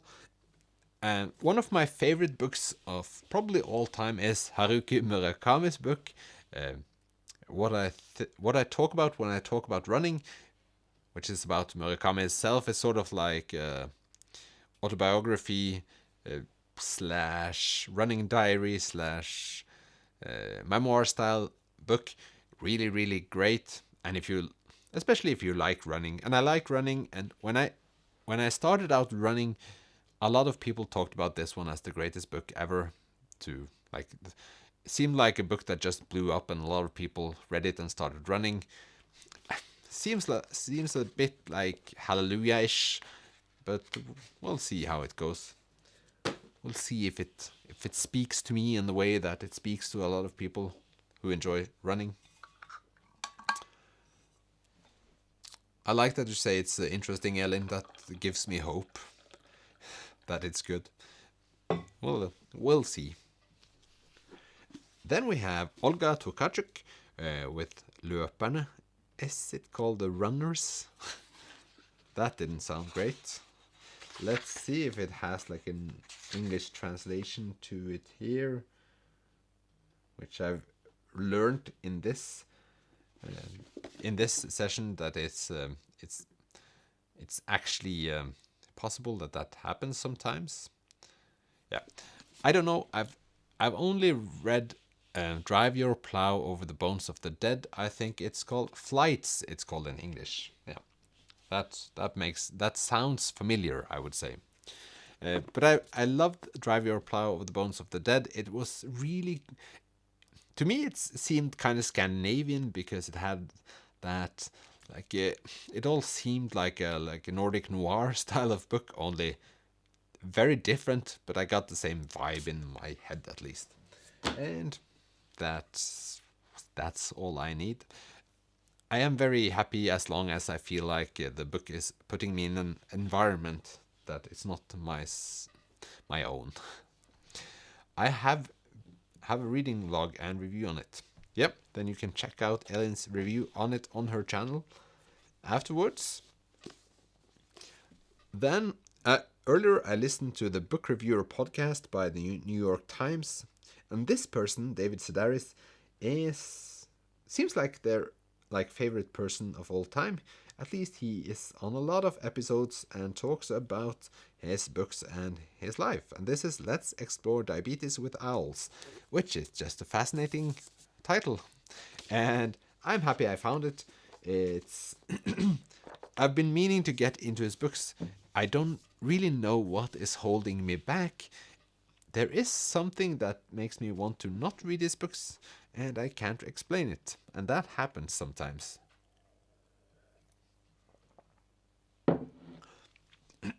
Also, when I think about it, in the background I have some lights going on. They're like battery driven, so I'm really pleased to see that they haven't died on me. I was thinking about that a lot, that might be a thing that could happen, but it hasn't. So yay. Let's see, I have 2 books left. I'm just trying to decide which to go for. The first one is Neil Gaiman's Fragile Things, Short Fictions and Wonders. Found this for free, really happy with it. Inside of it was a card. It's a so a couple of you might be familiar with these kinds of cards, I just assume, and it's Creature Spirit Sandstorm L. I don't know. Maybe this will be my Moomin mug. But I really enjoy when you find books and you find random stuff in them. Like there's also a ticket here from a language I can't speak, from a place that I can't. If someone of you recognize this language, oh, I can't get it to focus. This doesn't. There you go. I don't know which language this is, but I do like souvenirs in my books, and often when you buy thrifted books or find books for free here, you might find like a receipt for when it was bought, or you might find a dedication from a person to another, and that is really, really nice. Gives them a history. Okay, I've forgotten how much things were in this. So this is a it's also a Ryanair ticket. Yeah, it's from Gdansk to Norway, so this person has probably been on vacation in Poland. So then, mystery solved. We're doing like crime. No, not crime. We're only doing puzzles on this live stream. And this Google Translate says Croatian. That was quick. And probably wrong. But this last one is for you, Elin. And it's Rota by Siri Pettersen. So this is the second book in this series. And I've read the first one. And I really liked it.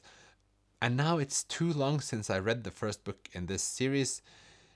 So I really need to read this one quite quickly, or else I will forget about the whole plot and the people, and I will be sad. I actually did my first buddy read with a woman in the US with the first book in this series, which was kind of fun, but also it took too much time reading it together, but because you had to wait on each other, and that is I'm not that good with waiting, I guess. But we'll look into this. Really happy that I found the second book in the series for free. And it's the only time I've seen any of her books for free anywhere. So just lucky, I guess. And sometimes that happens. Wow. So these were the books. I thought I'd just do an experiment. And that this will go quickly. But here, the other day, I needed to start another book, and I imagine that many of you that watch booktube videos, you know what you like, you know which books you want to read, and what vibe you tend to go for when choosing your next book, and I admire that. So I just wanted to take you through the process of me choosing my next read, because it's kind of chaotic. And I brought these books with me to go to bed and then try to read through a couple of pages and see where it went. The first one I picked up was Bucky Fucking Dent by David Duchovny. I don't know how you pronounce that name, but it's the actor from Californication. And it seems to be about baseball and sports. I got this from a friend and this friend is really hoping that I'll read the book, so I have to do that at some point. Then I picked up Catcher in the Rye, which I know that many of you have split opinions on. It seems like either you love it or hate it, and it seems like many people that loved it, they read it when they were younger and then hated it when they got older. Then The Master and Margarita by Mikhail Bulgakov. This seems like a bit complex for me, and I don't know. I'm afraid of starting it, but I think I will enjoy it if I have the concentration. Then it's The Lord of the Flies by William Golding, also like a modern classic, but maybe that's the main theme, modern classic. Then I went on The Secret History by Donna Tartt, because famous, because mystery, because very, very, very popular these days. But didn't like. I tried reading a couple pages, didn't catch on. Then picked up On the Road by John Carrack. I can't pronounce it. And this has an extremely low rating on Goodreads, even though it's supposed to be a modern classic. So I don't know what's the deal with that. And to sum it all up, I ended up going for Vernon Subutex, can't pronounce that either, by a French author, and I've enjoyed that so far. So this, I just felt like going through the paces with you, explaining how my head does or does not work, because I think many of these are pretty not that similar, but at the same time I just haven't done it. So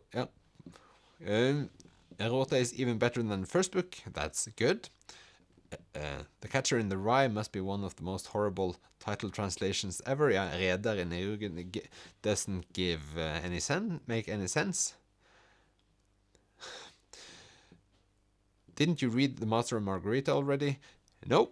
I have talked about reading it for 3 years because I find that book it seems fascinating, and a lot of people have said that they loved it, and some of the people I follow on Goodreads that I really like, they're very funny in the way they write book reviews. They like it and they talk about it as being funny, and then I think, well, yeah, I must read it at some point. I DNF'd On the Road, but why did you DNF it, Elin? I don't know. Is it just boring? Is that the thing? It doesn't seem like a thrilling book, but I do like the vibe of this cover and the name.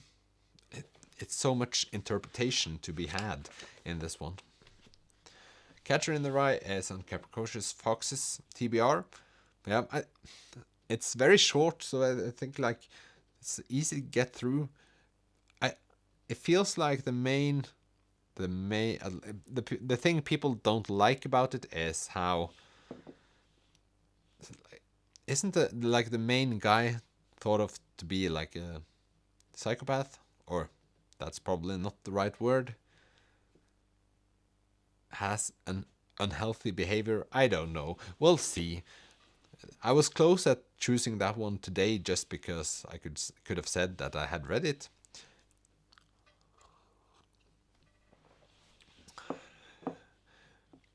Is the Master and Margarita Daniel Radcliffe's favorite book? That was news to me.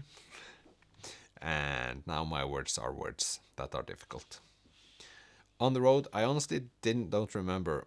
It was almost 30 years ago. Okay, well, some time ago. Did you like The Catcher in the Rye, Sue? It's maybe that's like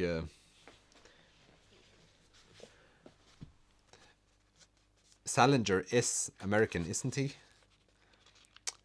I find I often mix up if people or authors are British or if they're American, but if he's American, I would assume that this is like a compulsory read in the US, or it just feels like it. I think some movies I've seen that are like not based on literature, but has like a literature theme in it, then The Catcher in the Rye is always mentioned at some point. So, yeah. But I thought it was interesting just talking you through my process, which is not a process, it's just finding all the books you think can be of interest in that moment, and then just drag them all with you and see what you end up with. I have some books that I've probably thought of or had in my hand 5 to 10 times, thought of this time I'll finally read it, and then it just doesn't end up with anything at all, which is sad, but at some point you will get through them. So it will happen, but we'll see how long it takes. I think that I did. I was devouring books as a child teenager. I think that's the way to go. My children really likes reading and they're very young, so I hope they'll become like readers. I'll try to affect them as much as I can. I think I thought The Catcher in the Rye was okay, and yes, American. We had to read The Great Gatsby as well, which I remember liking more. I tended to like the British books more than the American. I actually read The Great Gatsby a long time ago, and I think I just was too not focused enough to like it. I am thinking about reading it again because I think I could enjoy it more now. And I've sort of not seen the movie because I wanted to get it more. I wanted to read it more. I wanted to read it before I saw the movie. I think as my language disappears from my everything, I think I'll be closing this stream off. And I hope to be doing a new live stream in not that long. I do really enjoy it, so in some time I hope to be doing it again. Now, words. Now I think I'll go to sleep. So I hope you have a pleasant evening, day, morning, everything like it, and I'll hopefully see you later.